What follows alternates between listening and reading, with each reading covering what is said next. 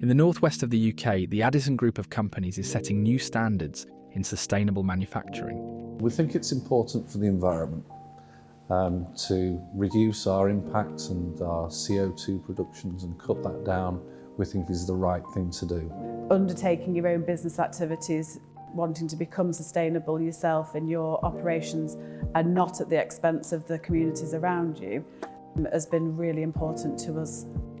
We spoke to the leadership team to discover how they've achieved success on their journey so far. On our sustainability journey, we've found the need to engage with sustainability partners because as a business our size, family run, it's important for us to understand and go on the journey properly. The second reason is that our customers are pushing us and driving us in this way. The directors have been instrumental in driving the company's ESG strategy. I think it's vitally important that we concentrate on all aspects of our ESG. All of our customers at the minute are concentrating on their ESG and their requirements are being flown down into the supply chain. Mark Verdon highlights the essential role ESG plays in Addison's journey to align with their customers' expectations. A key initiative in Addison's sustainability efforts is the adoption of renewable energy technologies, including a groundbreaking solar wall. You can see for yourselves the solar wall is quite an impactful installation. I think it gives people reassurance in the fact that we're investing in that particular technology, we're investing in that particular route forward as we grow. Over the last couple of years, we're starting to see a massive benefit and cost impact, which also affects our bottom line. It has had a massive impact on our ability to reduce our costs. On our solar roofs, we're getting about a 5-year return on investment payback, and on the solar wall, it's going to be about 7 years. So it made the decision very simple for us. Addison's commitment to renewable energy began over a decade ago. The solar wall, it's one of the initiatives we've undertaken.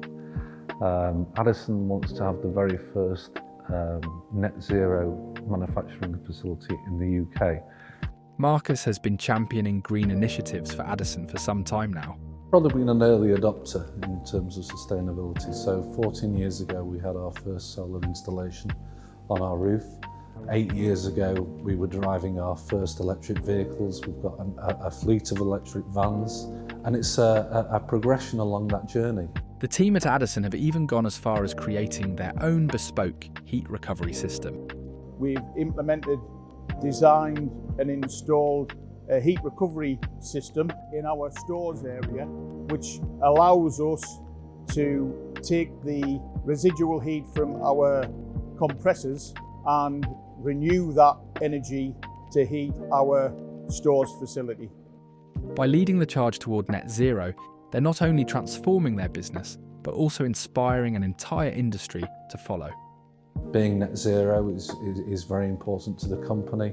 We feel we've got an obligation to, in terms of the CO2 output and what we do for the environment and the planet.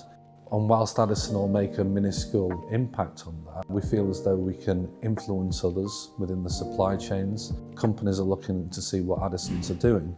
And, if we can share our knowledge and experiences, we think we can have a broader impact. Addisons want to be the first manufacturing facility in the UK to be net zero. That's a really important goal for us. We're on course to do that, and between the months of May and September, the business isn't actually using any bought-in electricity. We've got full self-generation. Their measured achievements are gaining recognition on a global scale, inspiring other businesses to follow their lead. We've worked quite competently through your science-based targets or, looking at UN sustainable goals and making sure we align to a number of those and making business decisions with that in mind. Currently, I think we're in our 3rd year of being measured for EcoVadis, and we're up in the Silver Plus level now at the top 15% SMEs. And then also for Addison Precision in particular, the JOSCAR accreditation route to measure our ESG position. In that one, we've come out in the top 5%. having those measurements and seeing it in a real system that's also measuring other SMEs, and it again kind of clarifies our belief and understanding that we're ahead of a lot of SMEs and doing very well in it. That's really good for us, but it also allows us to be able to share the best practice we've found and also to facilitate introductions to some of the sustainability partners that we've used.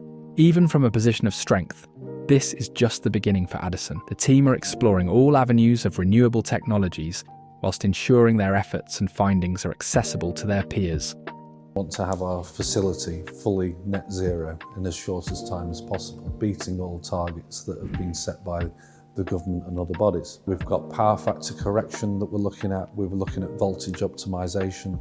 We're also looking at a solar carport. It's clear that deliberate leadership has allowed Addison to place itself in the strongest possible position in their supply chain.